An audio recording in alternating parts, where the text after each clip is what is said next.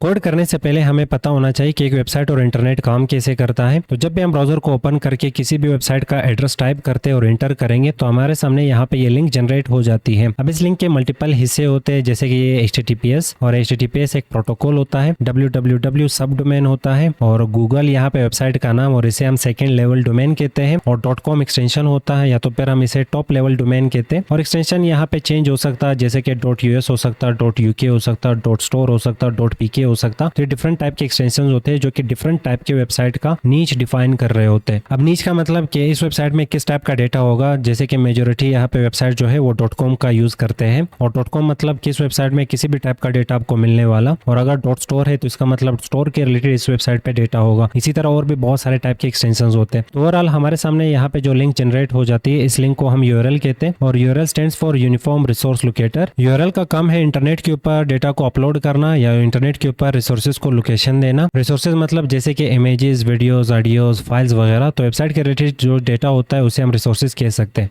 Browser पे जो भी डेटा हम टाइप कर रहे होते हैं इसे हम रिक्वेस्ट कह रहे होते हैं। अब रिक्वेस्ट को समझने के लिए हमें एक मॉडल को समझना होगा, जिसे क्लाइंट एंड सर्वर मॉडल कहा जाता है। तो क्लाइंट यहाँ पे हमारा कंप्यूटर होता है। तो मान ले हमें इंटरनेट से कोई भी चीज एक्सेस करनी है तो हम कंप्यूटर को ओपन करेंगे, इंटरनेट से इसे कनेक्ट करते हैं और इसके बाद ब्राउजर ओपन करेंगे। अब जो क्लाइंट है, जो ब्राउजर है या जो हमारा कंप्यूटर है, उसके पास डेटा नहीं है। अब डेटा नहीं है तो इंटरनेट के साथ यहाँ पे लिंक हो जाएगा डेटा को एक्सेस करने के लिए। तो यहाँ से क्लाइंट एक रिक्वेस्ट करेगा और रिक्वेस्ट एक सर्विस के लिए, जैसे हम रेस्टोरेंट या तो फिर होटल में बैठ के कोई भी खाना ऑर्डर करते हैं, वही हमारा रिक्वेस्ट होता है। तो यहाँ पे क्लाइंट रिक्वेस्ट करता है और ये रिक्वेस्ट चला जाता है यहाँ पे सर्वर की तरफ और सर्वर यहाँ पे कुछ एप्लीकेशंस रन करेगा और इस सर्विस को फाइंड करने के लिए जैसे हम ब्राउजर से यहाँ पे रिक्वेस्ट करते हैं तो सर्वर वो डेटा फाइंड करने के बाद हमें